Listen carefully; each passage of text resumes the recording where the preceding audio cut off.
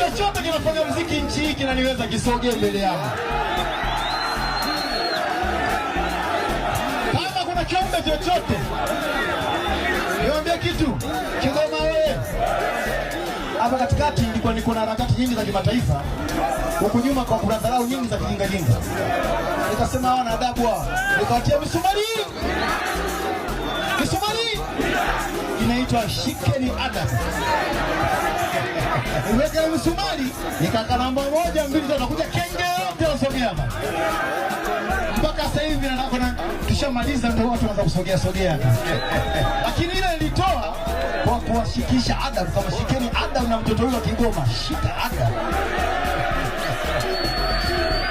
Sasa Baba Levo ni miongoni mwa watu ambao wakati anaanza shughuli zake watu walikuwa wanamdharau.